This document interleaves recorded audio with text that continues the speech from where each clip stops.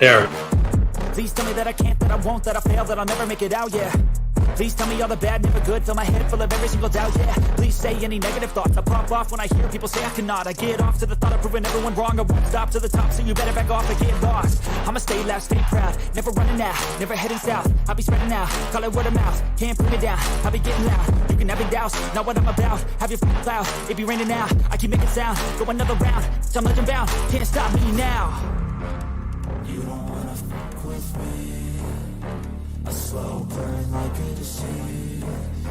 Just tell me that I can and I'll show you things that you couldn't believe.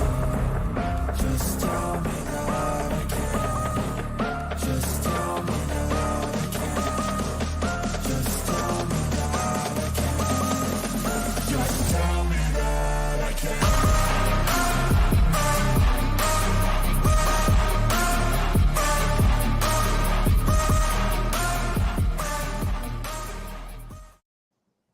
All right, everybody, welcome to Unscripted. It's your boy, Jay McLovin, and with me, I got down below me, Logan Babyface Landers. What is up, my brother? What's going on, Jay? Happy Tuesday to everyone out there. And like I said, man, I'm ready for tonight's show. We got a good one going for you, and I'm ready for it. Yes, absolutely. And this is Unscripted episode 336, as we vastly are encroaching 340. What a time to be alive. And you guys can catch us on social media platforms. If you go to Unscripted Guys on Twitter, we do a pretty good job keeping everybody up to date. Again, it's Unscripted Guys, all one word.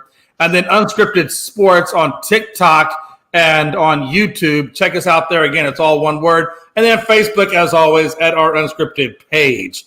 All right, there you go. That's where you can catch us, as always. And our next one is NBA playoffs, man. Let's just jump right into it, Logan. Let's talk about some Sixers and Celtics, man. I got to be honest with you, man. As you know, the series is tied up at 2 apiece.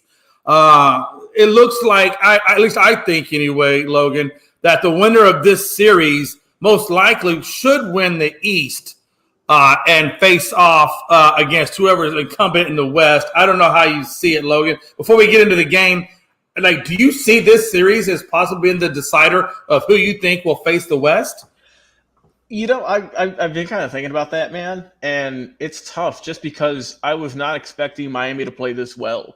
Honestly, Jay, I think it changed last night, and I know we'll talk more about it in a second, but with the way that Adebayo played the other night, and that's something he hasn't shown really the entire playoffs, I mean, that's a really good pairing right there if they can keep that up, but I do think that whoever wins this series, whether it is the Sixers or the Celtics, I think that is going to be the clear-cut favorite for obvious reasons. You know, you have Celtics who had a really good year, who's got Tatum, Brown, and Smart, and then you've got the Sixers who, they have the MVP right now with Embiid and Harden, who is, as up and down as you could say throughout the entire playoffs. So I do think that whoever wins this series right here, and I mean, obviously it's good, right? It's tied 2-2. I mean, it very well could go to 7. Wouldn't surprise me at all. And but yeah, I mean, to me, do you see like a favorite right now in this series? Do you think it's forgetting the record and everything with the series? Do you think one team is just substantially better, or do you think they're still pretty much even? Yeah, in terms of the Sixers and Celtics, Jesus, man, I do think they're very much, in a lot of ways, even. When I look, especially number one, when two things happen, I think when Harden is healthy and when Harden is on his game, like when he's giving the 42 points a night, yeah, they're definitely, and Embiid is healthy and doing what Embiid does, because Maxey, Harris, and company, when those two specific guys are on their A game, just like when Tatum and Brown are on their A game and Smart will contribute and so forth, Robert Williams and X Factors, it's so even. It's so even. It's ridiculous, man. But when one of those teams, and their starters has an off night, that's when you can see, okay, the other team has that clear advantage. When I look at the Miami and I look at the New York series, I don't see that clear cut, or I do see a clear cut favorite in that. And I just think Miami is just way too much. And we're going to get here in a second, but I think it's way too much for what New York has to offer. And that's why, and I don't know that Miami, if they do face a healthy Embiid and a producing Harden, or a good Tatum Brown connection with Smart chiming in and so forth. I just don't think they have enough to compete with those guys. Yeah, I understand you with that, and might as well, since we're talking about, we might as well move on to that Miami series, and how they've really just dismantled the Knicks, right? And if it wasn't for the really good play of obviously Jalen Brunson, number one, then RJ Barrett's had a really good series too. I mean, if it wasn't for those guys, I mean, the Knicks would have been probably swept already. Randall has been non-existent. I think said he's one of the worst shooting just players in terms of the entire playoffs right now. He can't buy a basket, Jay. And right, you see just I mean, have you watched any of the post-game interviews he's had? It just seems like his heart's not in it. I mean, he said, I found a quote the other day. Let me pull it up for you. Look for it, but he doesn't seem like he really wants to be there right now, Jay. And once I find this quote, I'll read it off to you. Yeah, and real quick, if I can, Logan, I want to point out, I felt like, one of the things I love about the Sixers and Harden specifically is the role that he's playing with that MSU shooting victim, Mr. Howe. He wound up donating. Yes. He gave him some game time or game. Literally, the guy comes off the win, takes off his sneakers, autographs them right there in front of him, gives the boy the shoes. Obviously, he got them the tickets to be at the game. But again, this is somebody who Harden reached out to the shooter, Mr. Howe, mm-hmm. and and they've been in good contact. Like, he's not just doing it. I don't think it's a ploy. Like, he's really engaged with this kid and showing interest in what he's been through and things like that. And it really it blew my mind. And I wanted to I think that was the best takeaway from this Sixers Celtics game. And I do want to remember, I do want to reiterate how close this series is that this game went into overtime at 116-115 to tie it up at 2 apiece. And that's why I don't think there's a clear-cut favorite. Both of these teams are playing really well, and both of these teams have off moments. And so, but if you look at all their games, there's no blowouts. It's all extremely close, or if not damn near almost overtime games. But yeah, when you look at the Miami and we look at the Knicks series, you see a 109-101. The Heat wound up taking it. Hell, the Heat are up now 3-1. Yeah. And I just, like you said, when I look at New York, they got very little contribution from their bench. I think all in all, it was like 10 points total. Martin, I guess he gave him 10 points, 2 rebounds. Lowry, 15, 5, and 4 off the bench for Miami. And when I look at this team, Miami is literally controlling every statistical category that you can get, whether it be at the 3-point line, rebounding. They won the turnover battles.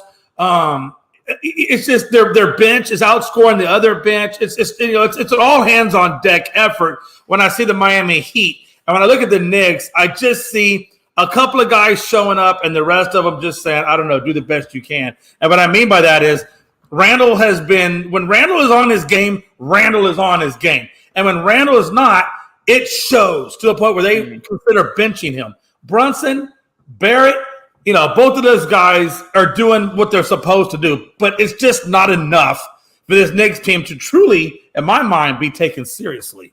No, and just to reiterate what you said about James Harden, I saw that story the other day before the game where Harden was going to bring him out with the shoes and everything, all that stuff you had mentioned, and I mean that's cool. We like to talk about some of the stuff that players do off the court that's positive and uplifting, and it really just shines a good light on him, lets you know that he's got a good heart and he's doing this for a good reason, and credit him for that. But back to Jay, I found that quote, by the way. I'm not going to play it on air just because I don't want us to get hit with a copyright or anything, so I'm just going to read it to you.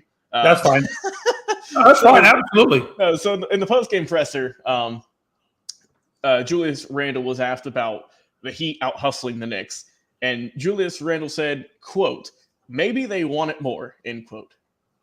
That's not what I want to hear, Jay, from a leader of my team. Bro. I don't want to hear that from a leader. And if you look at the highlights, if you look at the film, he's the one out there who's not giving that pure hustle you want from a guy who's getting paid how much? A good bit of money. I don't know how much off the top of my head, but yeah, he's getting enough to say that and make you kind of sit back and be like, don't know if we should have paid him that much. So they're paying him. Oh boy. So he signed a 4-year deal worth $117 million. He's still got 2 more years left on it, pretty much. So, that's a tough one. So let me ask you this: do you think the New York Knicks should be ready for the conversation of maybe they need to move on from Randall?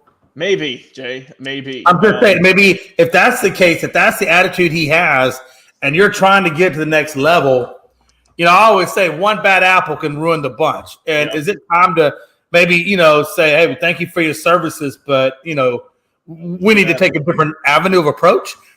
That might be it.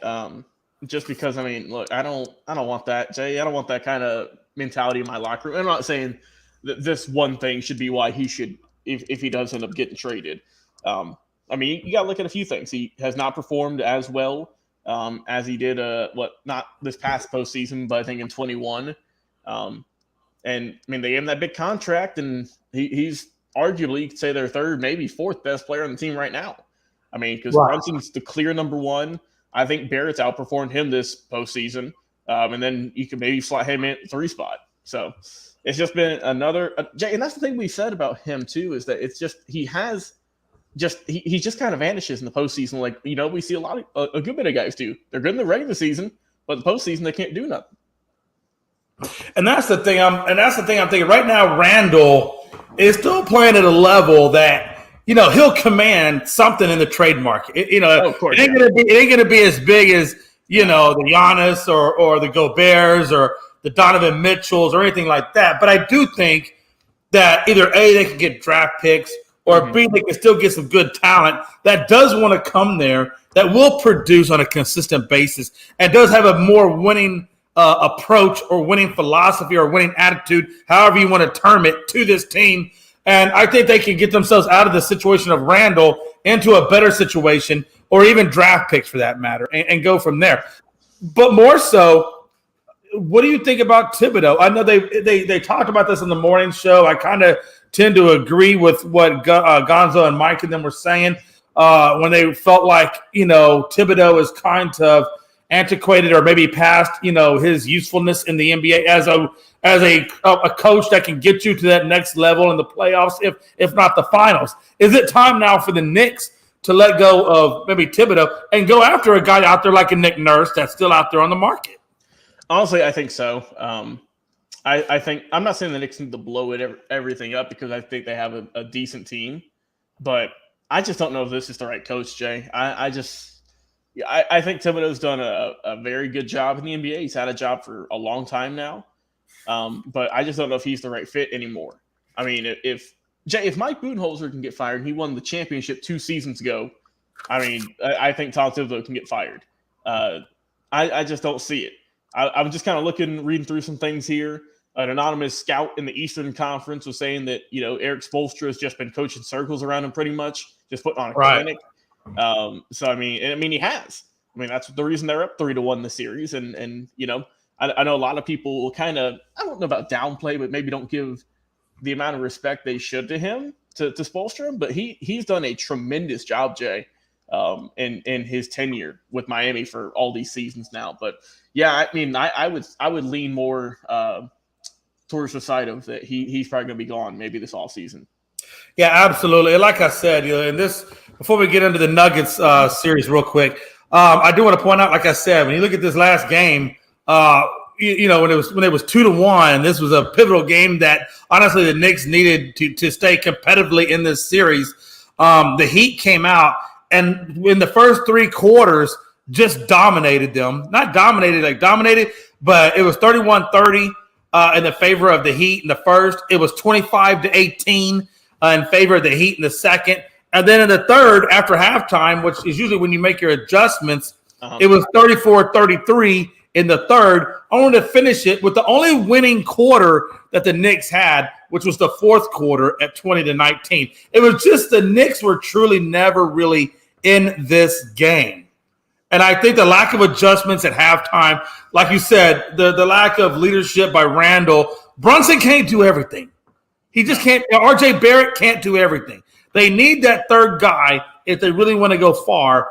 And they need Randall to go grab whatever Mamba mentality that may be left out there in the world, try to gather up as much of it as he possibly can within himself. That's what it was going to take for this Knicks team. And the sad thing is, if Randall actually did that, if Randall actually got, that fire in his belly to go out there and compete, this team could probably beat Miami, truthfully. Because Adebayo, he's soft as Charmin. You can push that guy around the paint. And the fact that they didn't do that to him really says volumes, because that guy is soft. I saw Hardbanger in that last series, that one white kid, just pushing Adebayo left, right, up, and down. And it's like this, for whatever reason, they're letting Adebayo be a little bit more physical than what we typically have seen from Adebayo. I mean, Jay, he had a double-double the other night. He had 20 and 10 plus. I forget the exact number of rebounds, but yeah. I mean, he hasn't had a game like that this postseason, and not at all. I feel like New York with either the combo of Randall and Robinson, I feel like they could have easily stopped it, like they had pretty much the entire series up to that point, but they just they couldn't get it done, and now they're down 3-1. So, and then we turn our attention over to the Nuggets and the Suns, which is another interesting series to me, Logan. In the fact that I really thought the Suns were going to get swept. Matter of fact, I said it several times that the Suns were going to get swept by the Nuggets. And it started out like that. Logan, it started out like that. It was 2-0. The Denver was rolling, no issues, no harms, no nothing. And then all of a sudden, here comes the Suns the next two games, and they're taking control to the tune of 129-124 on last night's game to tie it up. You can't ask any more from Joker. At 53-4-11, you can't ask anything more of him. Murray, yeah, you can't. And Murray put up 28-5-7. And Porter Jr. 11-10-4. I think Porter Jr. might have been the weakest of all the links, but I think it was the bench, man. They didn't get a whole lot off the bench. Green gave them 5, Brown gave them 5, and then Braun gave them 1. It just wasn't enough on the bench side of it. And it was too much Joker. Durant, hell of a good game, 36-11-6. I know that's not Frankie's favorite guy, but I gotta tell you, man, Durant throughout this series, really throughout the playoffs, has played fairly solid. To the point where even Booker gave you 36, 6, and 12. Shamet off the bench gave you 19. But here's the problem for me. I don't understand how when the Suns lose Chris Paul to the groin injury, he's been out for 3 games, how this is not 4-0 sweep and we're moving on to the next series. How is that possible? Yeah, it's I mean, honestly, Jay, you can say that, I know we brought up Jalen Brunson, how he's been very good, but I mean, you can argue that, Devin Booker's had the best playoff run throughout any player, really. I mean, he's putting up points, Jay. He's shooting at a great clip. He's not taking bad shots. And I mean, obviously the Suns are winning. And I mean, this is why they made that splash, getting Kevin Durant. In the case of Chris Paul getting hurt, which he still is hurt, Jay. He's still not playing. I mean, they haven't missed a beat. If anything, they've gotten better, which is wild to say. But I mean, I'm still shocked that Denver still has. I'm shocked they're down this already. Yeah. I mean, I thought that. I thought Denver was, I wouldn't say the clear-cut favorites. I mean, don't get me wrong, they're a really good team. But obviously we know that Phoenix is super talented. But, man, it's just I'm still shocked at this that it's tied 2-2 still. I thought Denver would have at least had a 3-1 lead. But, credit to Phoenix for fighting, man. Now it's pretty much back even. 0-0, that's how it is when these series get tied. And we'll see who can get the upper advantage tonight. And the thing about it is just like this game specifically, this game four specifically was just like what we just witnessed in that New York Miami, where New York's bench was 0 damn near, and Miami's bench was with Lowry and I forget the dude's name off the top of my head, but they were getting production off their bench. The Nuggets got 0. They got like 11 points off their bench, and Shamet by himself is giving you 19 off of their bench alone. So I think the bench really was the difference maker in this series. We know that it was 13-7 in favor of Phoenix at the 3-point line. It was also 24-17 at the free throw line in favor of Phoenix. And then also it was in the Turner, or I believe it was in the points in the paint, 20-10 in favor of Phoenix. I mean, Phoenix has just literally controlled all the categories to get this win. And again, even though they were down Chris Paul, that bench destroyed the bench of the Denver Nuggets. And that really was, again, in my opinion, the difference maker in that series. Now, before we get to tonight's game, we'll come back to the Nuggets. We're going to come back to – actually, I want to stay on top. Tonight's game is the Denver Nuggets versus the Phoenix Suns. Let's just knock out who we think is going to win that one. I got to be honest with you. Joker, it's going to come – I feel like, Logan, it's going to come down to bench play. I have no doubt Joker's going to do Joker. I have no doubt that Murray's going to do Murray.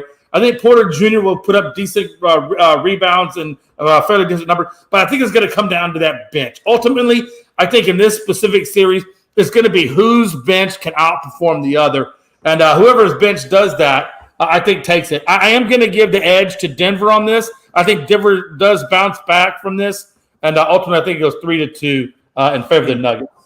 Yeah, I'm with you on that one, man. I think Denver has a good bounce back game. They've gotten punched in the mouth recently, and I think that Jokic is going to be even more upset than he already is, Jay. I mean, you saw him shoving the Suns owner in the other day, and there were people saying, "Oh, he should get suspended for that and everything," and whatnot. But obviously, we haven't heard anything about that he is going to be able to play. So that you can just kind of sweep that one under the rug. But no, I think Denver gets it back tonight. I think that they get their win, and they go up one more game in the series. Okay, and I want to go back real quick. The other game tonight is the Sixers and is the Celtics tonight, and that is tied up at 2 apiece. It is in Boston. I'm going to give you the same thing I told you earlier. I think it's going if Harden and Embiid both show up. And really what I'm really talking about is Harden. Let's just be honest. I know Embiid's going to show up. If Harden shows up, then this team can beat Boston. If Harden doesn't show up, then I think Boston takes it tonight, especially on their home court. And I'm going to tell you, I have not seen enough of Harden showing up to really give me that warm, fuzzy feeling, even though he is coming off of a 42-point game. I'm going to go with the Celtics in tonight's game. Only because, number one, they're at home, and number two, I just don't know if Harden can carry that energy into this like he did last game. So I'm going to go Celtics on tonight's game just because of Harden. Yeah, I'm with you on that, Jay, only because, Embiid's been kind of iffy in these playoffs too. And as an MVP, man, you got to be on point. We've seen Jokic do his thing. We saw Giannis have a good series before they got knocked out, but yeah, I still got to go with the Celtics getting it tonight. I think, you know what, Jay? I'll go with Tatum having a really good game. We'll see what he can do. I know Brogdon's been a really good addition for them this year, and especially in the postseason. But I think Tatum's going to have a solid game tonight. Yeah, I definitely agree with you. Let's talk about the series I know that has a lot of people talking. A lot of people talking, and I still can't believe we're actually going to have this conversation, because if you'd have asked me at the beginning of the season, especially when the Lakers were at the 13th spot, if we were going to be talking the Lakers as of where they are right now at 3-1 lead. Yeah, as a 3-1 lead right now over the defending champions, Golden State Warriors, I would have told you you're out of your mind. Mm-hmm. And then Pelinka took back his coaching reins, took back control of this team away from everybody else that tried to put their little 2 cents involved in it, and made a really good trade that brought in a D'Angelo Russell, that brought in what's his name, Vanderbilt, and so forth. And I thought that was, of course, then the emergence of AR-15, and obviously the trade that brought in Hachimura.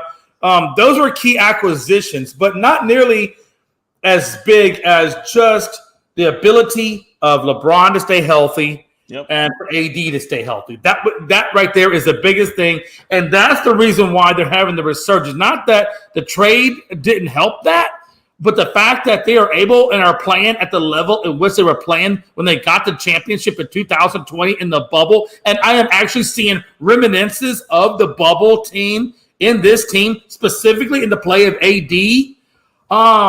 And I tell you, when you get those two guys playing down low, playing at the paint, and doing what they do, they are unstoppable when they can do that and when they can stay healthy. And that's what we're seeing, Logan.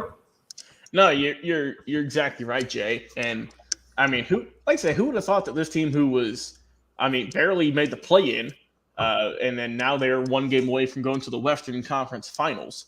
That's an insane turnaround. Like you said, credit to Rob Pelinka and all the rest of the guys for sticking it through and continuing to just keep fighting, man. Let you know the season ain't over until it's over. And obviously, when you got LeBron James on your team and Anthony Davis, two really good players, it's hard to get them knocked out. And that's what we've seen. We've seen that LeBron don't have to go out there and score you 40 every night like he used to. He can go out there and get you 20 some odd and get you some assists. That's all he needs to do, Jay. That's all he needs to do. You got AD, who has been, we said again, one of the best players in the postseason this year. Just not even just his offense, Jake. He's doing, he's scoring about 20 something points and he's grabbing rebounds, but just his defense has been tremendous for this team, getting blocks, getting boxing guys out, everything you need from a center that, say that the Knicks might need or whatnot. But he's been tremendous. Their bench has been looking really good also. It's just but Golden State, Jay, let's talk about them though. Jordan Poole has just been a train wreck. There's no way to sugarcoat it, man. He has been awful this postseason. After that big contract, what do you think the Warriors do? Obviously you're not going to be able to move on from him this early. And I get he's a young player, but you just signed him to a big year deal. A lot of money for a lot of years. Obviously Steph's been doing his thing. You can't put any of this on him, I don't think. Clay has also been kind of rough.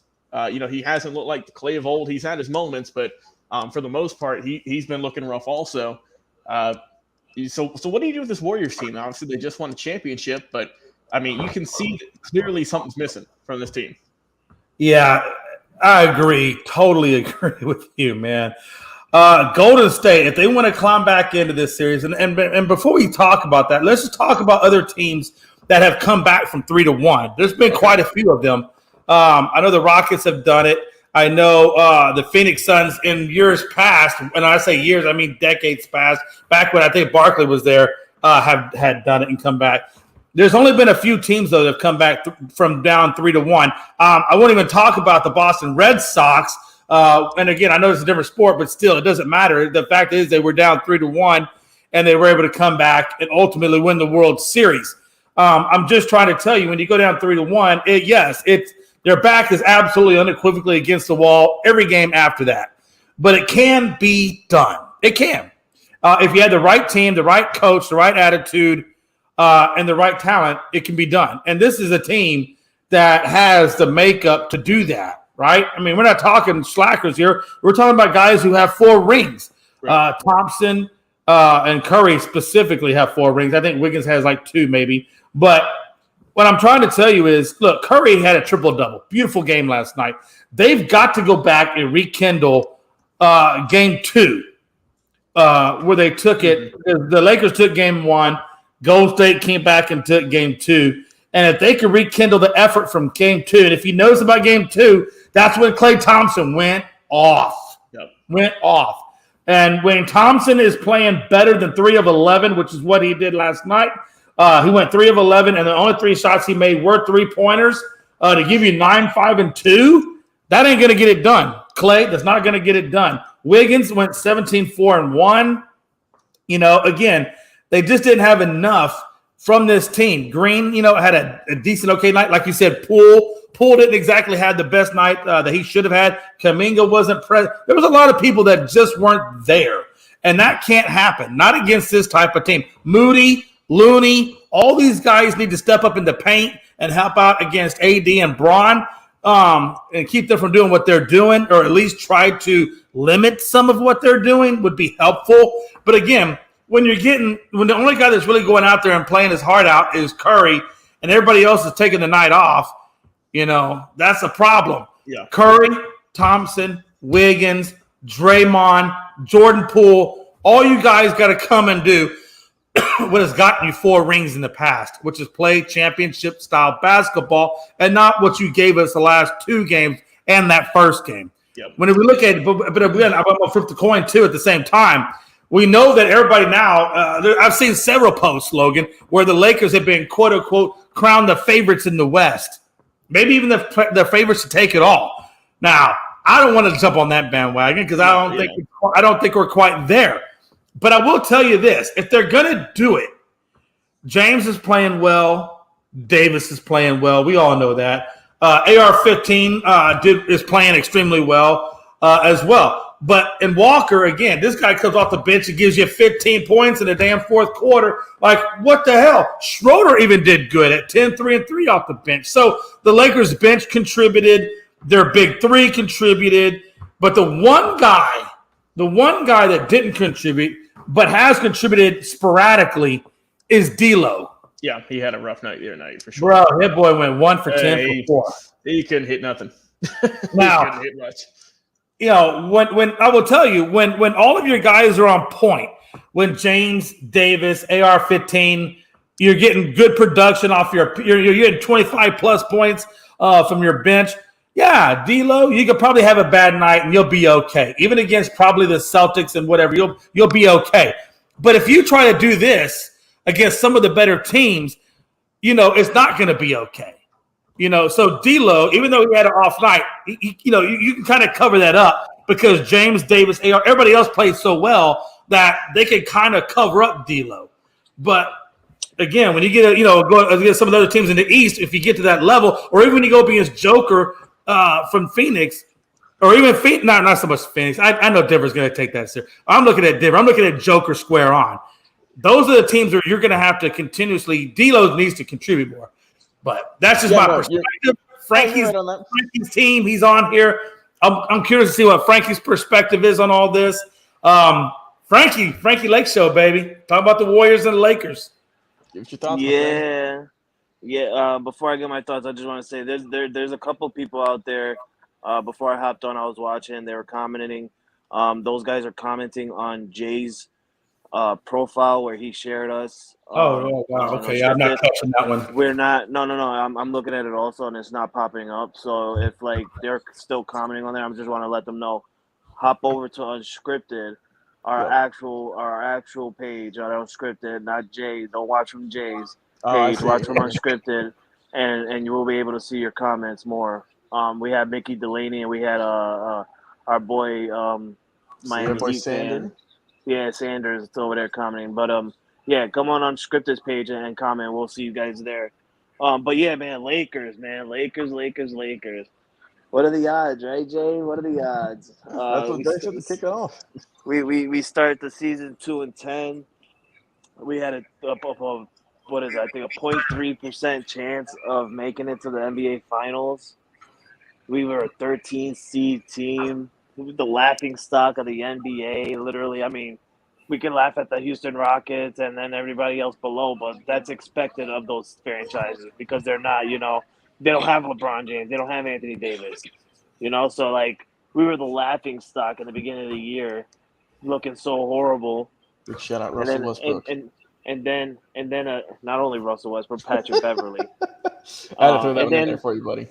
And then something happened. It was something called the trade deadline where Rob Pelinka finally, and excuse my language, but grabbed his balls and told LeBron James to sit down and shut the hell up because I'm the GM and I'm taking the role back. He ships out all these people, Russell Westbrook, Patrick Beverly, Kendrick Nunn, all these people. And he brings in Rui Hachimura.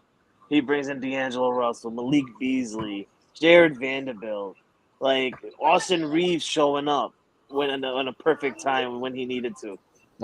He built a perfect roster around LeBron James and Anthony Davis to show them that they didn't have to go off and be extra tired when the time came for it to be.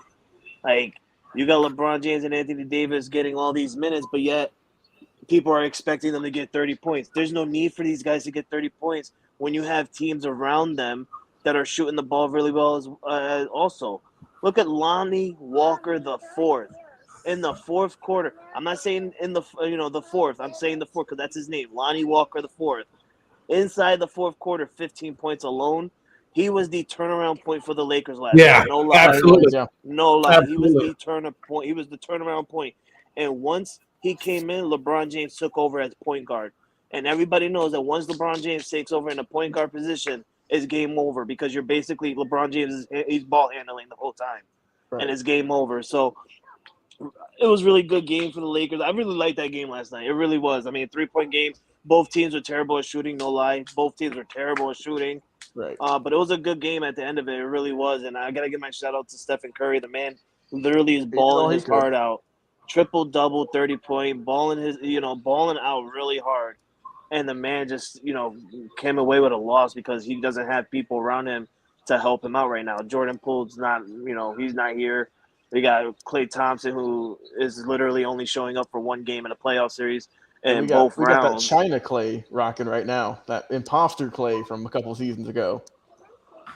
And it's just really amazing. I mean, it gets to me too sometimes with the Lakers. We had Austin Reeves, who was literally he was terrible in the beginning of the game. Austin Reeves was literally getting me mad. I'm like, he's literally becoming the favorite player of my choice for the Lakers, and he was just he was letting me down last night. But then he turned it around the second half, getting up to 21 points. Helping out LeBron James and Anthony Davis. You had D'Angelo Russell getting you a couple of points. Dennis Schroeder, just being terrible as he always be. Stupid turnover passes. Like, why would you try and do a behind-the-back pass to Anthony Davis when you could just hand it right off to him with no problem? It pisses me off. But everybody else around him is showing up, and if it's not showing up offensively, it's showing up defensively. Absolutely. Hey, hold on one second. I want to address a couple of comments real quick. Mickey Delaney says, "Hi, Jason. Are you ready for Game 4, Krakens versus the Stars?" Yeah, I am actually. Delaney says, "Hi, Logan." By the way, my mom is watching. Don't know if she heard the word balls, but my mom is watching. So, Lynn McMinn, Kingsbury, appreciate you. Love you. Freddie Henderson, hey, what's up, man? I see you're watching me. I appreciate it. Again, like Frankie said, jump over to the Unscripted page and your comments will show up. You know what? I don't mind seeing the Lakers win. I really don't. I told Frankie this a while back. I don't have a dog in the fight. My team is at home chilling. We got Odaka. Maybe we'll live to fight 3 years from now. I don't know. At the end of the day, though, I'm wishing my boy Frankie all the success with his Lakers. So there you go. There you have it, man. There you go. And Mickey, look, mad props, Mickey. You're destroying my Astros.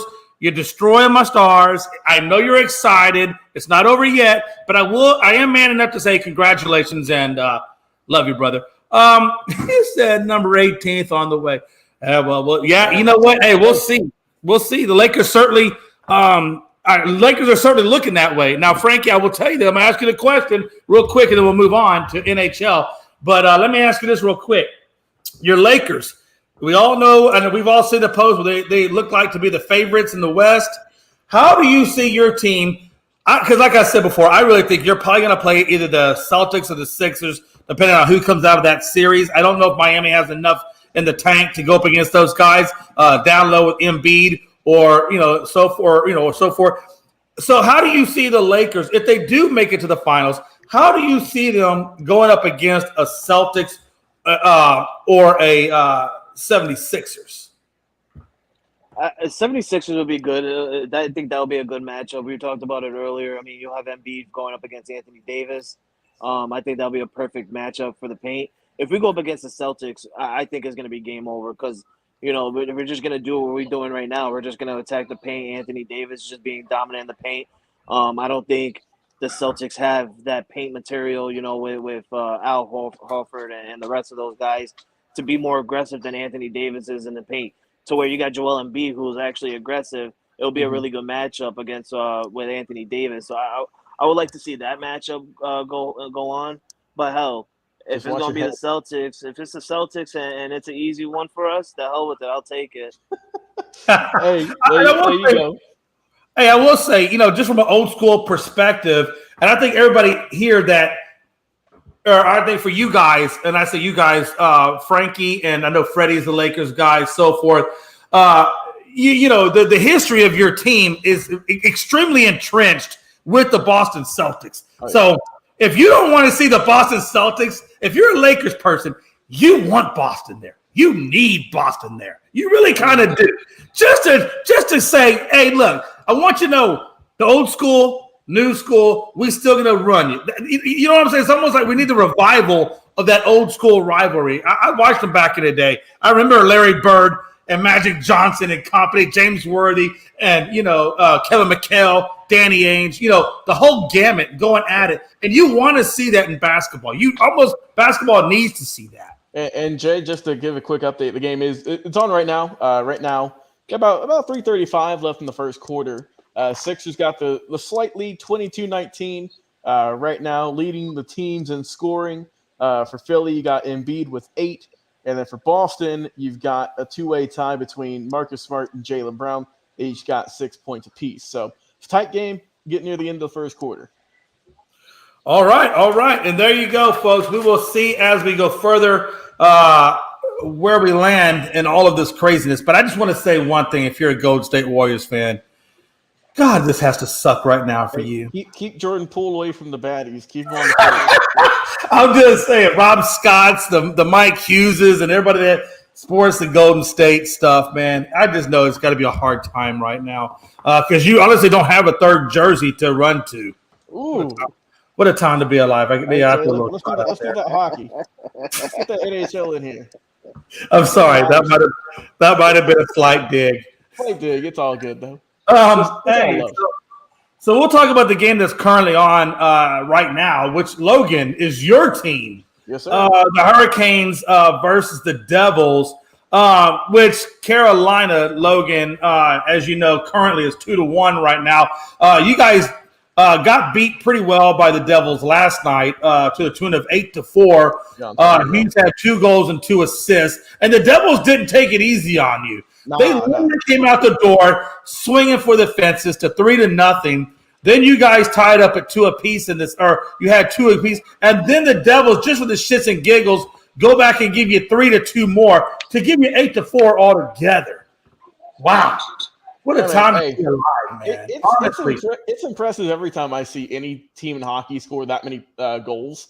It's crazy.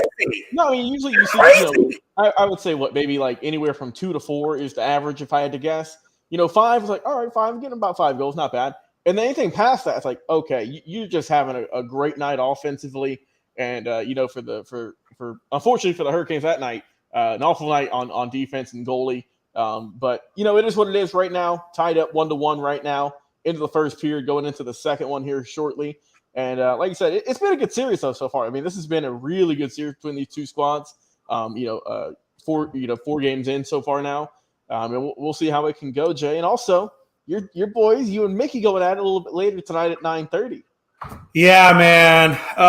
Let's go ahead and get into that series since we're already talking about it. Oh, by the way, the Devils did have 3 shorthanded goals on you guys. Yeah. But again, man, look, right now you're still in control 2-1, Logan. Yep.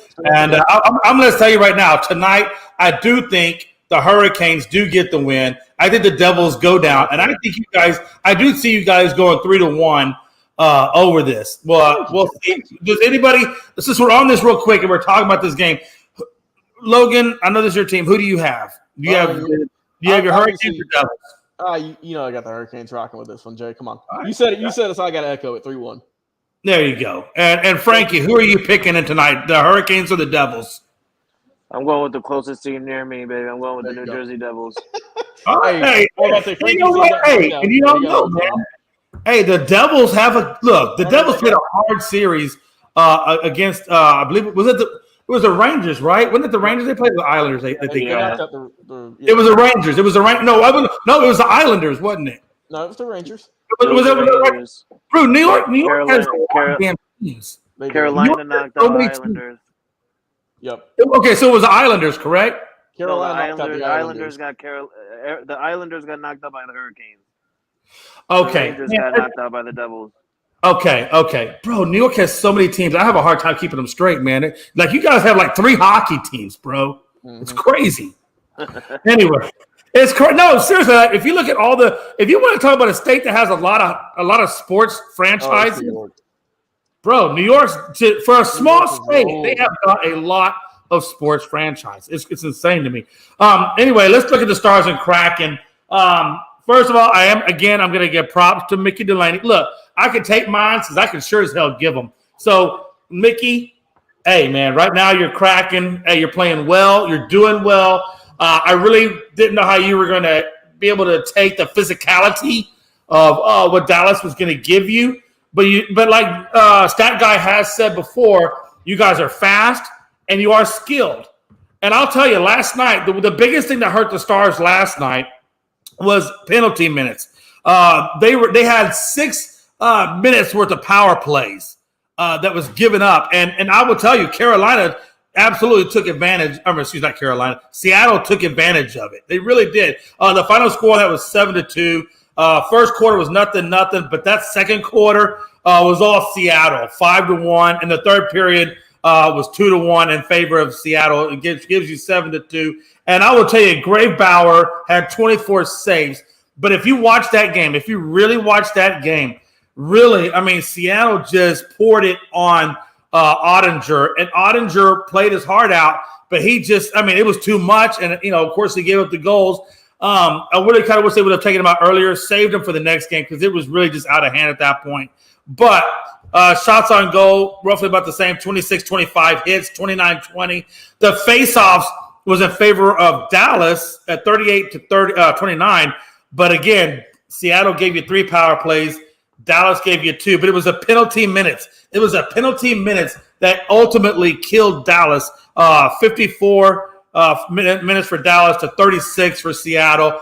And Seattle made use out of every damn minute and gave us 7-2.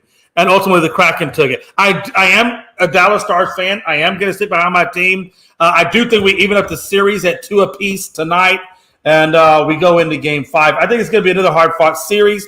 We had a hard-fought series against the Wild. I don't see how the Kraken are going to be any different. So I do think it goes the full length of the series. And ultimately, I still have Dallas taking it with the physicality. But I'm not going to overlook nor discount Mickey Delaney's Kraken with the speed and the skill that they have. It's going to be a hell of a series. Logan? No, I'm with you, Jay. And I want this one to go 7 so you and Mickey can continue this tremendous banter y'all have had all playoffs. So got to go 7 with y'all. But I think you'll get some payback tonight and get one back up on the Kraken. Yeah, Frankie, I'm not going to lie to you, man. It was a rough night the other night, man. It was all freaking Mickey, bro. Hey, but me and Jay were both wondering. The Astros lost to the Mariners in the 9th inning, or the 8th inning, and then the Kraken beat the Stars. Frankie, it was a rough night, man. It was like Mickey Delaney was hitting my DMs harder than anything I've ever seen. It was crazy. Hey, Jay, me and you were both looking for some defense for our teams on hockey. Bro, it was a rough night. It was a rough night. I cried. I stopped ignoring, and I started ignoring Mickey Delaney's text. I just wanted to go to my private place and just sulk. But anyway, Frankie, man, Stars Kraken, man. Number 1, what did you think of the last game? And then number 2, and then number 2, how do you see tonight's game? And then who do you think wins the series? In your opinion. Well, to be realistic with you, Jay, I don't really care about the last game. I don't really care about Seattle. I don't really care about Mickey Delaney's teams. All I know is that Dallas is going to turn it around and be victorious. They're going to walk in. They're going to walk out of here and go to the next round. Just like you're giving my Lakers some love, I'm going to give your Dallas Stars some love and go ahead and say that the Dallas Stars are going to win tonight. Just because there's nothing worse than having to deal with the Mickey Delaney. Oh my God! Man, you just don't know. Frankie's just oh my God, just straight to it, huh? Bro, you know what? Hey, Mickey, I don't want you to think we're picking. I'm not picking. Look, Mickey, you know I love you, man. I do. I do have good feelings for Mickey. I do. But Mickey, holy crap, man, bro, you hit me in the DMs, and then Logan, to make it worse, he started putting links on my Facebook page. Oh no, bro, there's like no running from this. There's no place to hide. It's like holy crap. Everywhere you go, you just go. Bro, it's like I got delusions of Mickey Delaney, man. It's crazy. Oh, that's funny, man. Let's go on to this next series, which is the last series. It's Vegas and Edmonton. I will tell you, Tony Gonzalez must be extremely happy right now because Vegas is Tony's team. And they took out Edmonton Oilers last night 5-1 and gave Vegas the edge at 2-1. And Hill, the guard for them, had 24 saves. And Marchessault had 2 goals. But Vegas came out right from the jump and smacked Edmonton Oilers in the face at 2-1 in the first, 3-0 in the second, ultimately 0-0 in the fourth, which ended at 5-1. But literally 2-3. I mean, just did not give them much of anything. 23 blocks for Vegas to 13 for them, and ultimately Vegas looks pretty good right now. I got to admit to you, man, Vegas for the West Coast, Vegas is looking pretty good. Man. They're looking pretty damn good. Logan? No, you're right, man. And Vegas, it's people need to study just how good Vegas has been since their inception. You know, like I said, we all know year one they came into the league, went to the championship, or almost got it in the Stanley Cup Finals, but unable to pull it off. And we see something now with the Kraken, who are doing the same thing pretty much. Who were pretty much right at the door and knocking to get in. And I mean, they're looking great against the Oilers right now, man. They're looking really good. The team's flowing good. They got the energy. They got the vibe. And I think they're going to continue it, man. I think they go up in this series 3-1. Frankie, let me ask you this, man. I don't know what it is about the city of Vegas, man. I don't know if it's the slot machines, the blackjack tables, the Vegas shows, the showgirls, the glamorous lifestyle, the strip. I don't know what it is, man, but everything Vegas touches, unfortunately, with the exception of Logan's Raiders, yeah. everything that Vegas touches just turns to gold. You just saw Becky Hammon, year one, take the WNBA championship. Now you're looking at the Vegas Golden Knights, just having their way with Edmonton. I mean, what is it with Vegas? These guys been here before. They really have. I feel like that the Vegas they've been around for about 5 years. We talked about it earlier. I talked about it with that guy. And they've been around for 5 years. And they've been in the playoffs, I think, every year but one. I think so. They've been in this situation before, and they still have the same people that they've had all this. This time. I mean, if not, they probably let some go, but added some more players. To make it even better. This Las Vegas Golden Knight team is just they're so special. They really are. Not being a fan of hockey before. Until this year, I've watched them. We've watched them. We've watched hockey teams. We see who wins the Stanley Cup, but we didn't care at the time. But at the time when Golden State, listen to me. At the time when the Golden Knights came out, this was a team that was in the Stanley Cup their inaugural year. So they know what they had to do to win and to succeed. I think this round is more easier for them. I don't know how Edmonton had that one win, but I feel like this round should be more easier for them. I think the next round, depending on who they face between the Krakens and the Stars, that will be more of a competition for them, just like how the first round was for them a little bit. Right. When they had to play, I think they played Winnipeg. Winnipeg gave them a little fight, but not too much of a fight. But I think the next series is where they're going to have to actually play hard because the Krakens and the Dallas Stars are a different team compared to Edmonton that I'm seeing. But I think they win. Let me cut you off. I'm sorry. No. I was just gonna say I think they win, and I think they win the series, just like Logan said.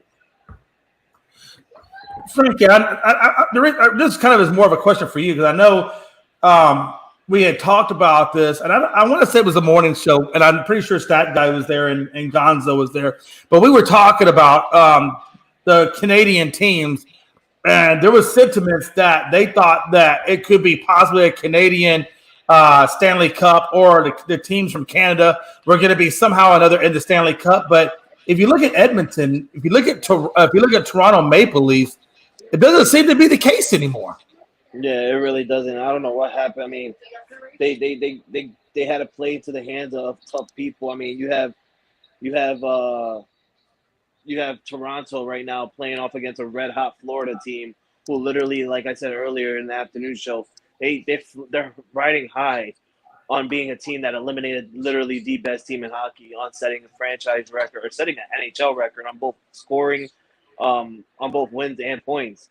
You know, you eliminated them, so that rise high, and then you come in against a good team of Toronto Maple Leafs, and you're right now up 3-0, and you're at home. They're at home. Right. So Right. this clearly is in favor of a sweep.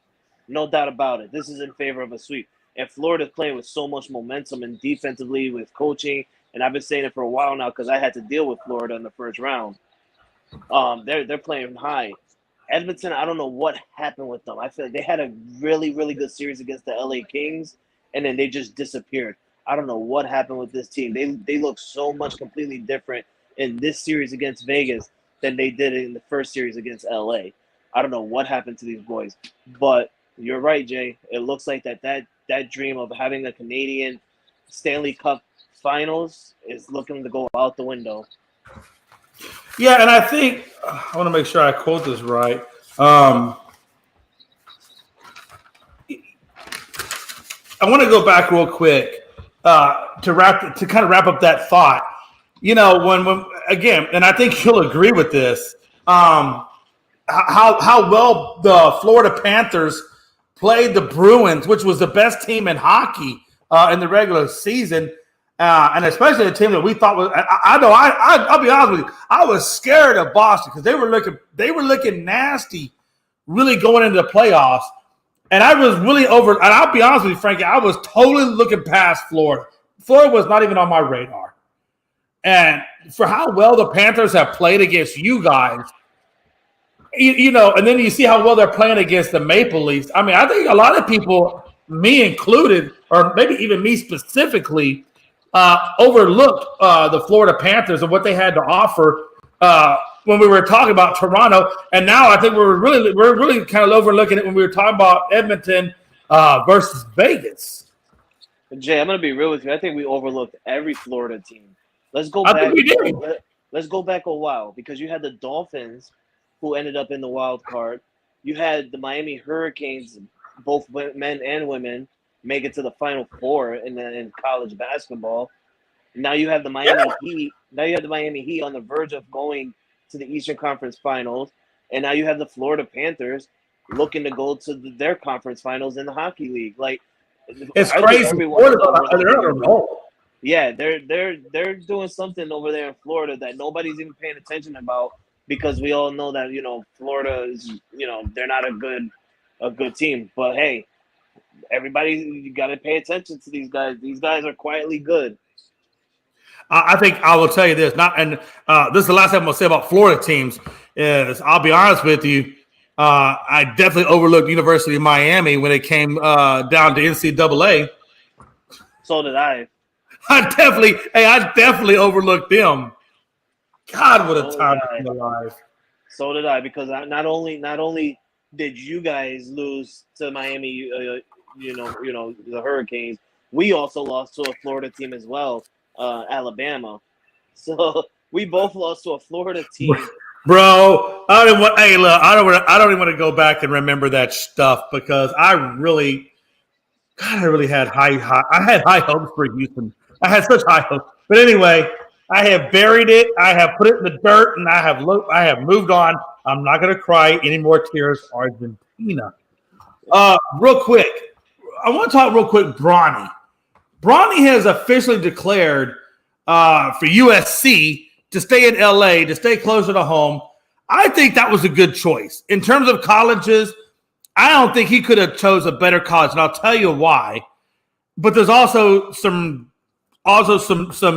reasons as to maybe why it's not a good fit. Number one, I think it was good because he has his dad in his back corner, his back pocket. He, you know, all the experience and things his dad can teach him, show him. I thought that was a great thing. You know, to get the mentorship from LeBron James, because you know LeBron's going to be in his ear, I think is invaluable. But having said that, let's talk about why maybe it could be bad or not bad, depending on how you look at it. James being the right fit at USC. Let's say, again, staying close to home, that's a pro. Could elevate the Trojans to favorite status in the Pac-12. That's a pro. USC already has a great backcourt on paper and fifth-year senior Bobby Ellis, who averaged 17.7 points a game in 22-23 season.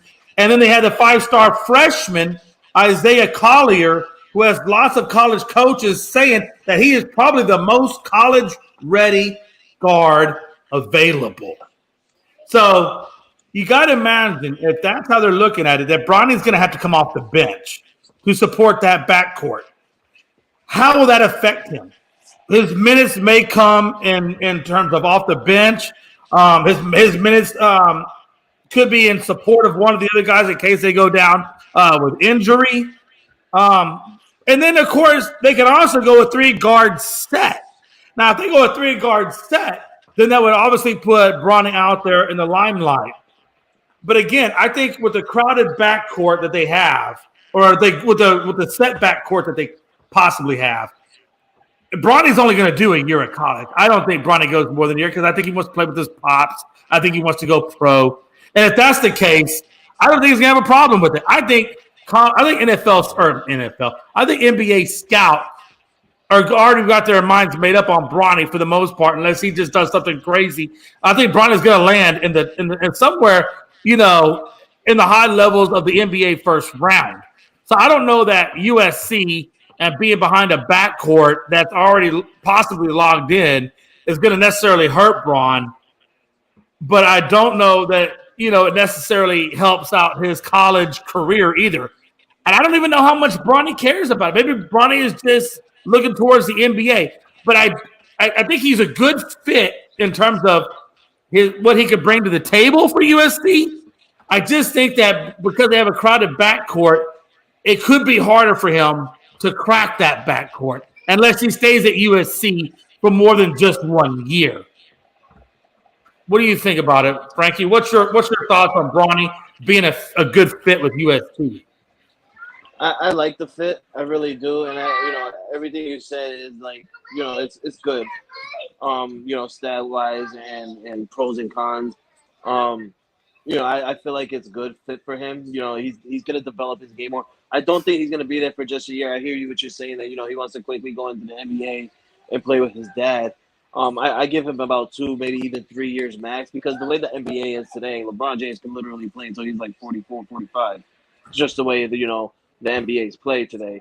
So I feel like he's going to be there for a couple of years, and him coming off the bench. Every freshman starts off like that.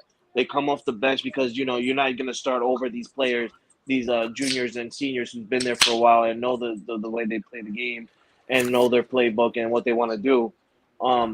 So he's going to come off the bench, but I don't think it's going to affect him very much, Jay. I feel like him coming off the bench is really good. He's going to show them how good he played, and potentially sometime next year throughout the season he will get that starting spot. And if not, the next year he'll get that starting spot. There's no need to rush Bronny. The one thing I do like though is he picked the team that's in a very tough conference in the Pac-12. That's going to develop him as a player really well, because you don't see him going to a conference that's so weak to where he can literally just show out and be so good and be a top candidate for the draft, and then come into the NBA, he just looks horrible. No, he picked a team that's in the Pac-12 filled with so much competitive college teams to where he can develop his game a little bit better and get ready to be successful in the NBA. But I think it's going to be about 2 or 3 years before we see Bronny come into the NBA. I don't think he wants to rush it. There's no need for him to rush it. Like you said, he's close to home. That's a good thing. But the one thing that I like, and I just said it, is that he picked a team that's in the Pac-12. That's really something. Like you're going and you're showing the people that I'm going to this team because they're in a tough conference and I want to play against these tougher schools to develop my game a little bit better.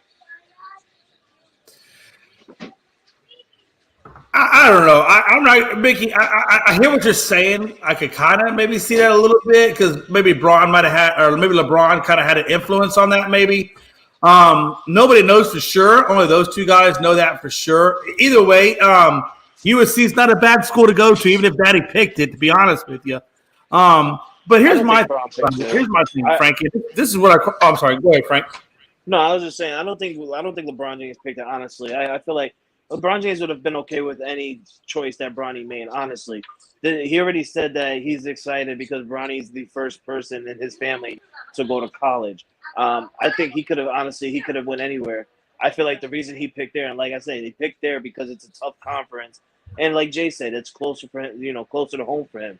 I mean, the man, he literally he could have chose anywhere. He could have chose Alabama. He could have chose Tennessee. He could have chose Duke. Like, it really don't matter. LeBron James would have been okay with it. Let me ask you a question, and this is what I was thinking about. So again, I want to reiterate that they put a they put a 5-star freshman, which means Bronny's a freshman. They're both freshmen, but they put another freshman ahead of Bron in the lineup. And here's my thing. What that tells me that maybe maybe it's good for that Bron doesn't go to the NBA right away, because if you're going to put another freshman ahead of LeBron Jr., that tells me that LeBron Jr. isn't ready, number one, for the NBA. Hell, he's not even ready to be a starter at the college level. That they consider him to be a bench player off the rip. Number one, that's first question, Frankie. The second question is, if you're LeBron James Jr. and they tell you you're going to come off the bench because they already had their backcourt set, why not look for another school that you can have a starting nod, or at least compete for a starting nod, rather than them telling you, hey, we're glad you came here, but you're not starting. To me, that's a little bit of an issue for me. Sure, I see what you're trying to say, but it's also, like I said, it also comes down to competition. I mean, if Bronny want to show his true skills and show that he's actually good, then you go out there and you show them out how good you really are. Even if you're on the bench, if you're showing them that you play good coming off the bench, who's not to say that, you get more playing time even still coming off the bench rather than the starter is being in there starting the game. It's a possibility. But to hear the first question of the five-star recruit, freshman starting over Bronny, it's in the answer, Jay. It's a 5-star recruit. I don't know if Bronny's a 5-star recruit. I mean, yeah, he's the son of LeBron James, but he's not LeBron James. Right. No, I get it. Right.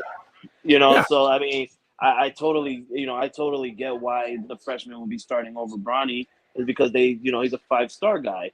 But if Bronny comes out and you know already that this guy's starting over you, and both freshmen, and they're considering him a 5-star rather than you, then that's where you come out and you show these guys, I'm not here to play around. I'm not here to joke. I'm here to show my skills, develop my talent, and show why I should be the top guy here in this team. It'll happen. I got faith in Bronny. And it's not because LeBron James is his father. It's because the man is he's a hardworking kid. He's kind of following in his father's footsteps, but doing it kind of differently. LeBron James didn't go to college, Jay. This kid is. Trust me. Oh, yeah. Bro. When LeBron was out, he was like a freaking. I remember when Bron got his first Hummer that he wrecked or whatever, got into an accident. Bron was a freak. I mean, everybody knew that this freak kid was coming out of high school, and nobody knew what to expect. They just knew this freak kid was coming out of high school. And that's exactly, I'm glad you said it, because that's where I think sometimes, we're looking at Bronny James, and because he has the namesake of Bron in front of James, automatically we are assuming that we're talking about LeBron James 2.0, and we're not. We're not talking about LeBron James 2.0. We're talking about a completely different kid who just so happens to be the son of LeBron James and carry his first name like him. And I think the biggest thing about that was, if this kid's a 5-star recruit, and like you said, we don't know what Bronny is. Maybe Bronny is less than 5 stars. Maybe are we, in fact, because we want to link him to his dad so bad, maybe making him out to be more than what he is? Maybe he's not as good as what we're hyping him up to be. Yeah, I think that's what it is. Honestly, I feel like that's what it totally is. And like we said, I personally, I don't think he's up there just yet. He's gonna be up there. He's a talented star. He really is. He's a talented kid. I've seen what he's done, in that McDonald's thing, and throughout everything last year with this kid, I've seen a lot. and he really is talented. But And the crazy thing about that is, I've heard Bryce is supposed to be better than him coming out. And I wouldn't be surprised. And That's what they're saying. I wouldn't be surprised because it always comes down, to being brothers, and you want to be better than them. Of course, absolutely. Look at the Ball brothers. Look at Lonzo and look at LaMelo. Yeah. Or they're kind of like the same, but LaMelo's showing out a little bit better because he wants to be better than Lonzo.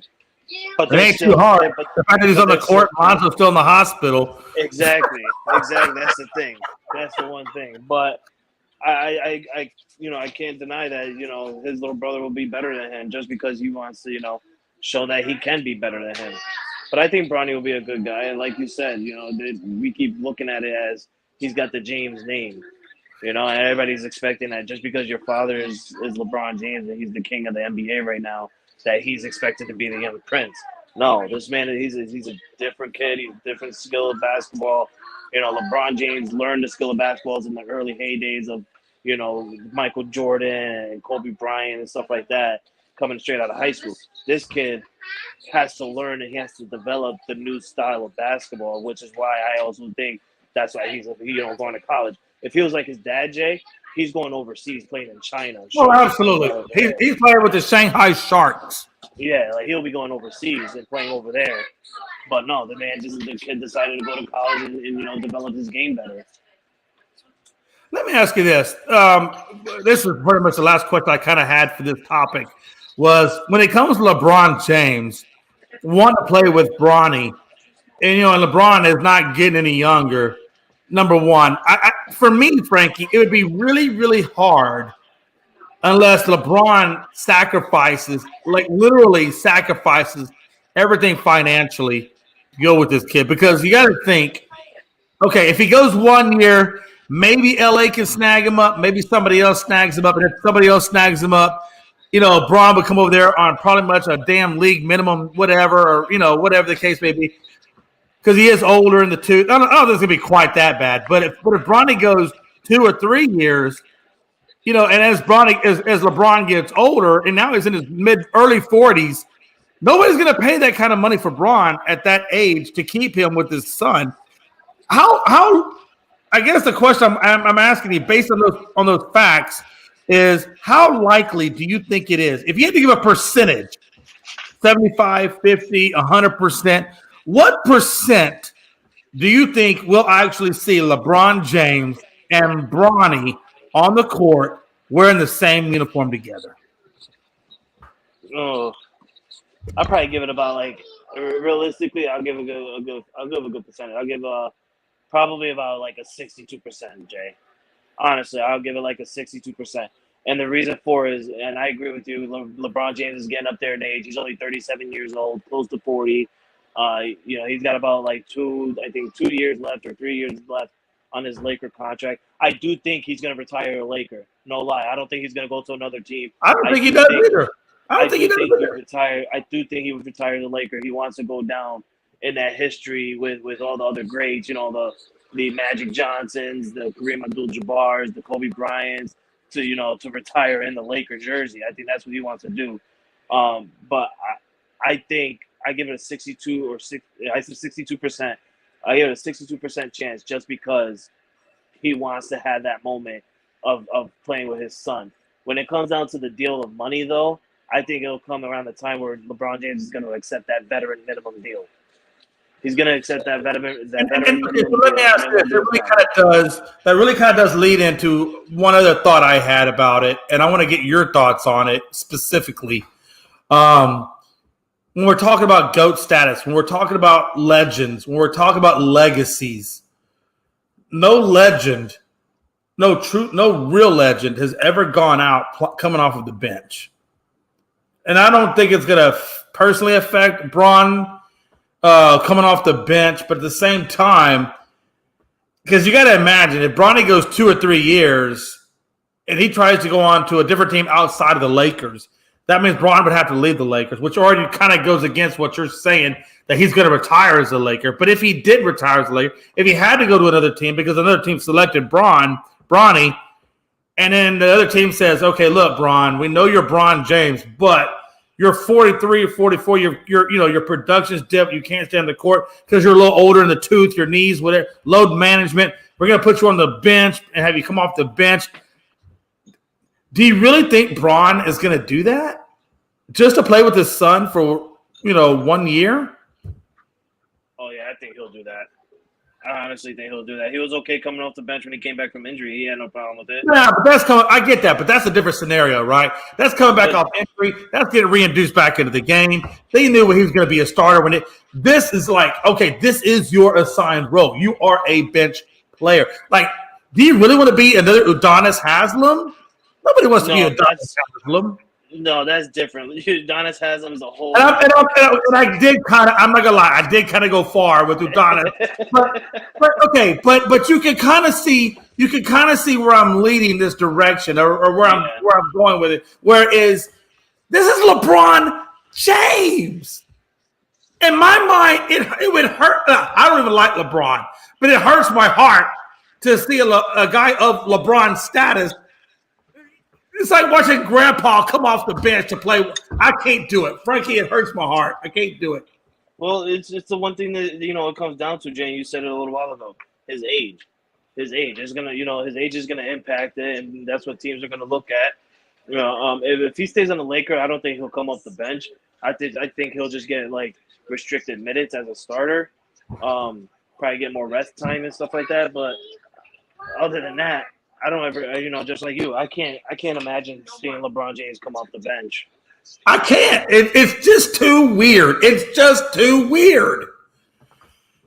We'll leave it there. We will see what the future of LeBron James, what Bronny has to hold. But I will say this, and I'm pretty sure, Frankie, I don't want to speak for you, but I think I can when I say this. I'm definitely going to speak for Unscripted when I say this, that we do wish nothing but the best for Bronny, for LeBron, for Bryce, for company. We wish you guys the best. Nobody wants to see any. I always love to see success. I always love to see success. And as long as we're on this show, we are a promoter of positive energy.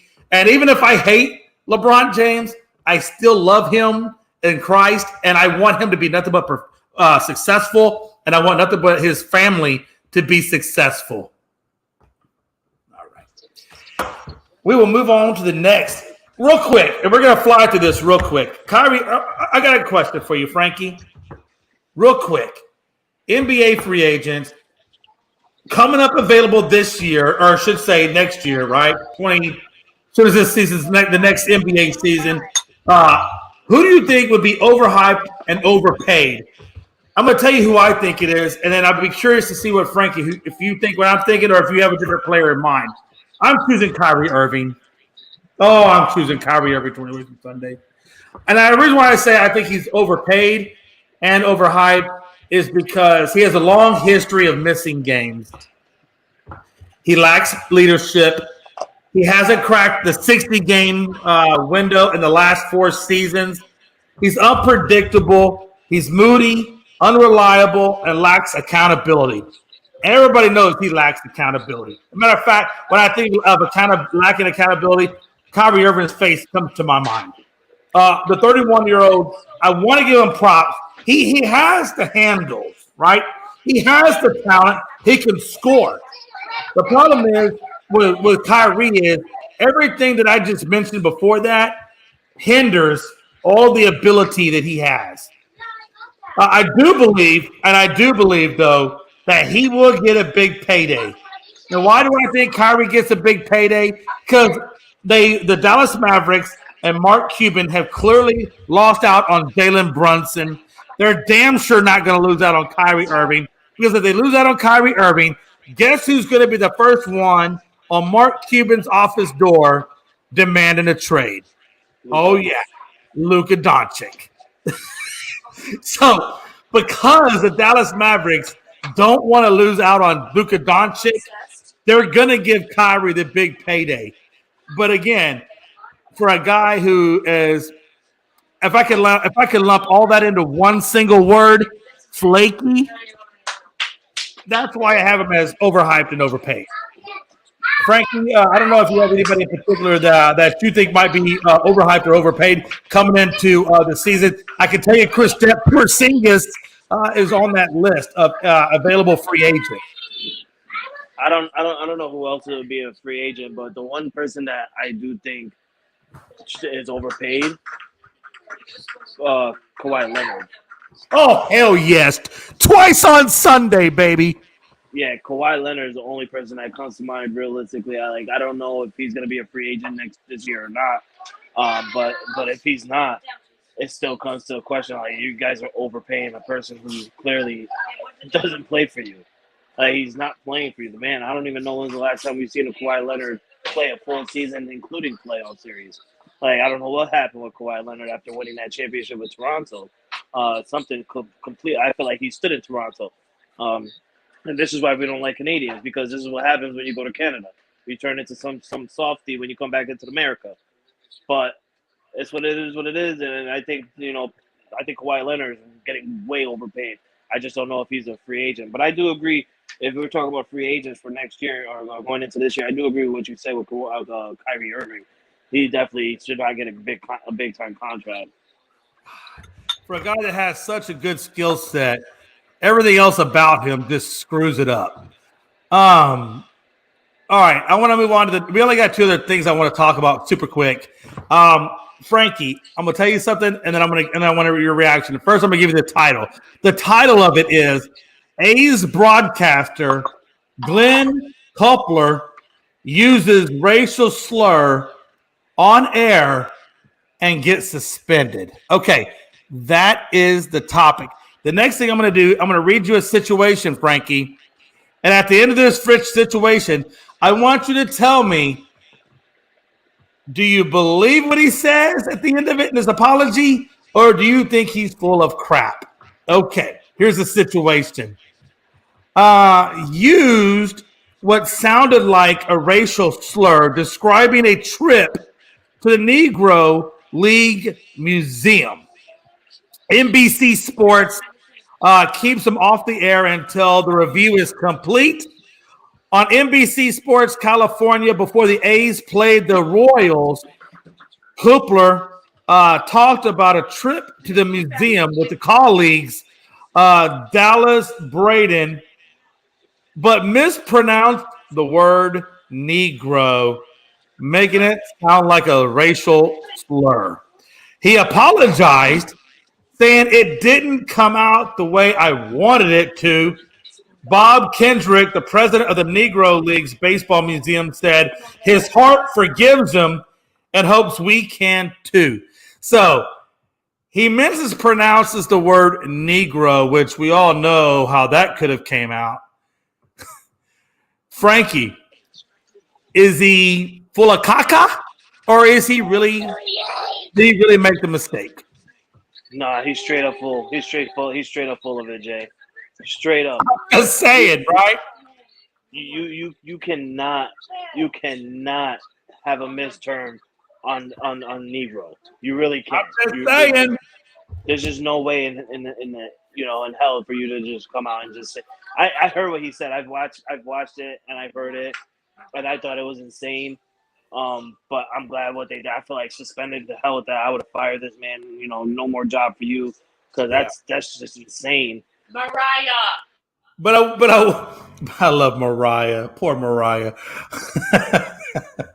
Hey, I will say this though, man. Like Bob said, the president of the Negro Leagues. I think we have to forgive him, because everybody makes mistakes. But forgiving somebody and keeping them employed at that position, even though he had 20 plus years at the job, you can't do it. There's got to be a punishment that fits the bill. And, hey, I think we can all forgive him for whatever, because that's what we're supposed to do as people. But, again, there has to be a punishment that's levied on that. And the punishment should be that he's terminated, and he needs to ride off into the sunset and then figure out how to be a better person. That's how I'll leave it at that. We're going to move on to the last. This is the last thing I want to talk about, and that is what Major League Baseball team should hit the panic button. We are a quarter of the way through the season. Obviously, we still have 75% left to go. But is there a team out there, Frankie, that you think should hit the panic button? I'm going to give you mine, and then I'm curious to see who yours would be. And by the way, at this point, when I wrote this, I wasn't thinking this, but now that I'm thinking about it, maybe the Astros need to hit the panic button because our pitching is horrible right now. God rest the Astros. God rest the Astros. We're pitching terrible right now, and it's costing us games. I think we've dropped 3 games in a row. No, 4 games now. 3 games. 2 games to Seattle, 1 game to the Angels. I don't know how they're going to play tonight. Hopefully they can rebound and win. But, Frankie, we brought in 2 rookies in the starting rotation to replace Urquidy, who hasn't come back yet, and also to replace Garcia, who is obviously out for Tommy John. And we're still waiting for Lance McCullers to make his debut. So if Lance McCullers and Urquidy can come back, and then the 2 guys that we called up, we put in the rotation, whatever, or in the bullpen, then I think we can right the ship. Obviously, if Altuve comes back, Brantley comes back, maybe we can right this ship. But right now, I got to be honest with you, when it comes to Houston Astros, Frankie, I am a little bit nervous and depressed. But that's not the team that I chose. The team that I actually did choose was the Cardinals. At 11-24, they are currently in last place. And the reason why I chose the Cardinals is because, again, it's the same issue as the Astros. Starting pitching. They're 6 of 15 right now in starting pitching. They get a 5.48 ERA, which is horrible. Their defense is not good. The Reds are the only team that are worse than them defensively. So that means the Cardinals are second to last defensively. Plus, they got bad pitching. You can only imagine how many runs are being put on this team. If you can't figure that out, let me help you. The opposition's batting average is 296. Think about that, Frankie. The opposition's batting average is 296, and you're second to last defensively. And you have an abundance. Now, here's the bright side. That's the negative. Here's the positive. The positive is they have an abundance of position players that aren't being used that could be available for trades to upgrade their power pitching in the future or other needs as necessary. So the Cardinals, even though they need – the reason why I think they need to hit the panic button is because they have the capital and the position players to bring better quality stuff to them. And let's be honest, Frankie, when you're pitching at 5.48 and your batting average is at 296, if you're not hitting the panic button right now to get rid of some of these positional players to bring in better talent, maybe you want to rethink your strategy as a team. And that's why I got them hit the panic button. But, Frankie, if you thought of a team that should hit the panic button, what team would it be? I mean, I'm going to do this as politely as possible. I'm not doing it for my hate and for my love of any teams or in the sport. But if I'm going to hit the panic button, Jay, I'm going to hit the panic button on your Houston Astros. I really do. I mean, you guys are the defending champions. You got a really good bullpen, some key injuries right now. Luis Garcia is probably out for an entire year, having to get Tommy John. You guys didn't re-sign Justin Verlander. Jose Altuve, Michael Brantley, all these guys are hurt. And, you're coming into a season where, you're honestly destined to win this division. But you guys are so hurt that you guys aren't winning the games that are key wins in a Houston Astros. These guys are honestly they're better than what they are expected right now. It's a long season, it really is. But like you said, we're already getting into it. We're already in May. And if we're going to start hitting panic buttons, my panic button is going to have to be the Houston Astros. It really does. Yeah, and again, I started this whole conversation out telling you where the issues are with Houston. The issues are with Houston is we're not hitting like we're supposed to be hitting. We're not. If you look at where we are, our batting averages and where our batting averages are. We brought in Jose Abreu to replace Yuli Gurriel, which I still would love to have Yuli Gurriel back, but that's a whole other conversation for a different day. But we brought in Abreu, and Abreu is around a 230, 240 batting average. What? This is not what we brought. But this is not the Abreu that we brought in. This is not the Abreu that was a National League runner-up last year to Goldschmidt. I don't know what Abreu we got, but this is not the Abreu that we saw last year. And I almost kind of feel like we got duped on the Abreu trade.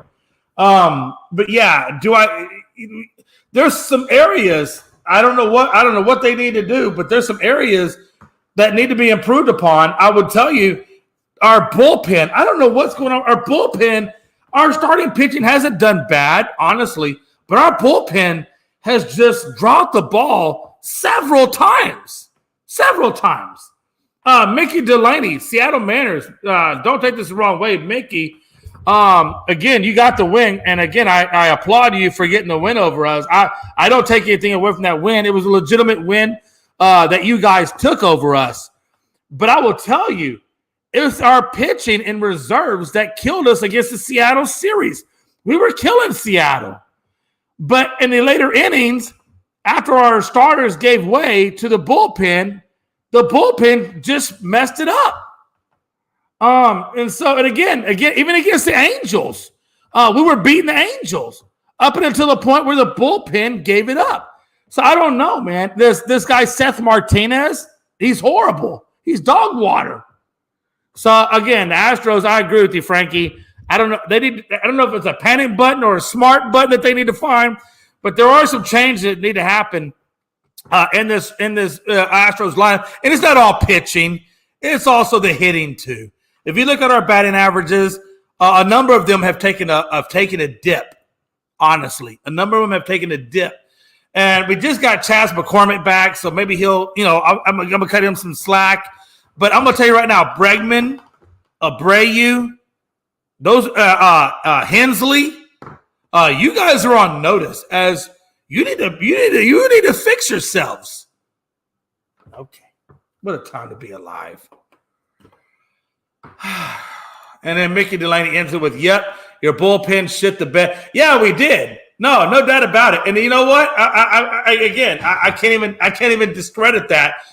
He's totally right. They have totally shit the bed. Frankie, I don't know what happened, man. Damn it. But we got to fix ourselves. And Logan tells me all the time, Jay, don't worry. Start worrying at the All-Star break. And I get that. And I do understand Altuve will be back towards the end of the month. I do expect McCullers and Urquidy to come back within the next 2 weeks. Hopefully we can right this ship. I don't know. We're not too far out, right? We're like, I think 3-4 games out of first. We're not to a point where we can't come back from it.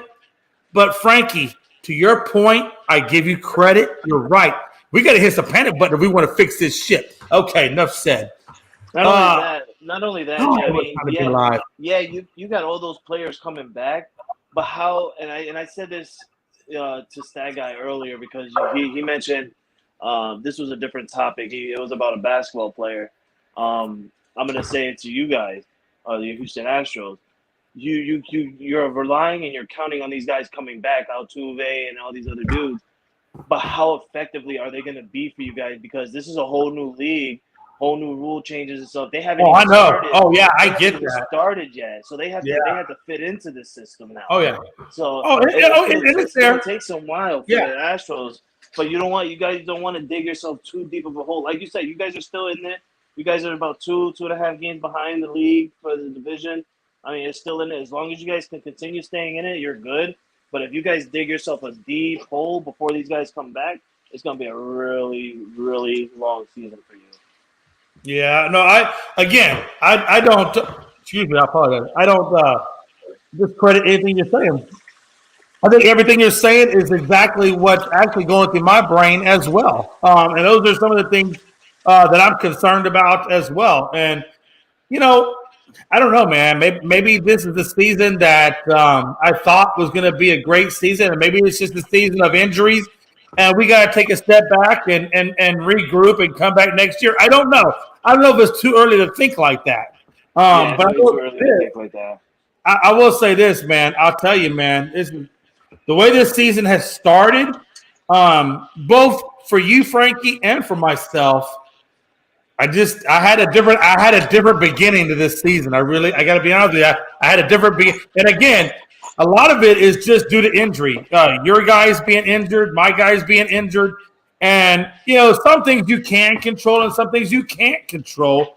And the one thing that scares me is that maybe you guys hit the panic button too soon on injuries, or we hit the panic button too soon on injuries to save this season, only to maybe jeopardize our future. You know what I'm saying? Like, whatever decisions the Yankees make or the Astros make in lieu of injuries and being where we are in the standings, I just want to make sure that your team and my team, and hopefully the guys that are in charge are making the right decisions, not only for this season, but for seasons to come. You know what I'm saying?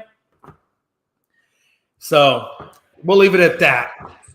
Frankie, we're going to get some final thoughts, and then we're going to kick rocks and get out of here. What's your final thoughts, brother? I want to say Lakers in 5. I really do want to say it so badly. But just to be on the same side, Frankie, if you're going to say Lakers in 5, and I'm okay with you saying that, by the way, say it with your chest like a Lakers fan. Come on, let's go. Give it to me Lake Show style.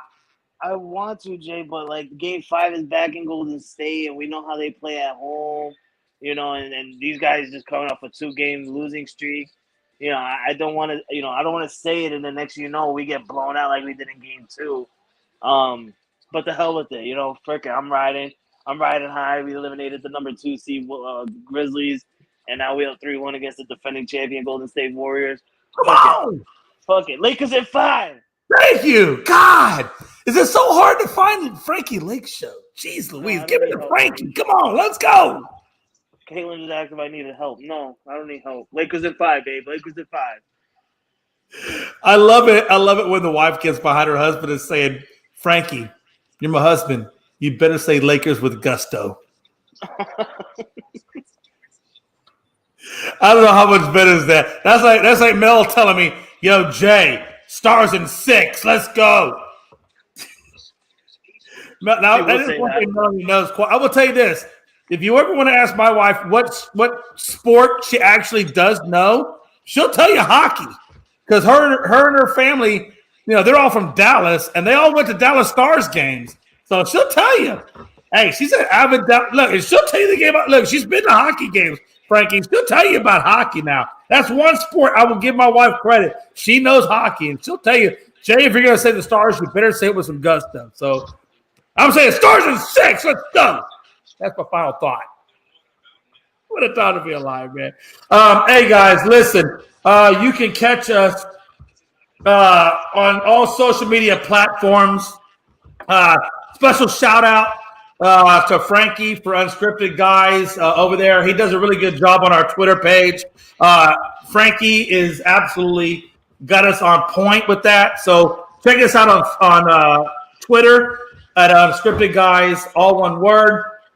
TikTok and YouTube. Logan does a good job over there as well. It's Unscripted Sports, all one word. And then, of course, you can always catch us out on Facebook at Unscripted, man. Mickey Delaney, Sandro Royo Sanchez, and everybody else that commented, man. Logan, much love. Frankie, much love, man. What a time to be alive. And we will catch you guys tonight. Don't forget, we still got right now the current score on Vegas on Carolina. On the Carolina game is Carolina 5-1. I believe they're playing the Maple Leafs. God forbid, I hope I don't get that wrong. But it's 5-1. Jersey. Dead Devils. I knew I was going to get that wrong. Thank you for the correction. So they're 5-1 right now over the Devils. So it looks like they're going to go up on those guys as well. And then we got the Kraken and we got the Stars. I think they come on at 9:30 if memory is serving correctly, Eastern Standard Time. And yeah, man. And Jay. Yeah. At halftime right now, Philadelphia is up 58-49. Bingo. I knew that was the one I was forgetting. 58-49. Philadelphia. And before we go, Frankie, I think it was you that was saying that maybe the Sixers and the Lakers could be in it. Yeah. Who knows? Who knows? Hey, and by the way, if that does happen, I am literally going to order 8 boxes of tissue off Amazon, and I'm going to mail it to Pride. What a time to be alive. I'll tell you all what, right, guys, I have given you all the before we head out, if the Lakers play the Celtics in the finals and we beat the Celtics in the final, let me rephrase that. If they beat each other in the finals and when we beat the Celtics in the finals, if that happens, we're gonna change this organization of the Boston Celtics. Literally, so they're gonna change. Something's gonna happen. They're gonna start falling. Players are gonna start leaving. They're not gonna get re-signed. Like this is. I think this is it for the Celtics because you went to the finals last year, lost it. Hold on, Frankie. Don't give all the nuggets away. Frankie, don't give all the nuggets away. That's a Thursday topic. I'm already going to put that in there. Don't give all the juicy tidbits away. And I said it because I want you to be back on Thursday because I know you got a rough schedule. Yeah, you'll be back on Thursday. Thursday, we're going to talk about what happens to the Celtics if they don't advance. Fine. We'll save it for Thursday because not only will we talk about that, Jay, we're going to talk about the release of the NFL schedule because that's snap! Well. I'm glad you said yes. So you will get what is the fate of the Celtics, and then also the release of the NFL schedule.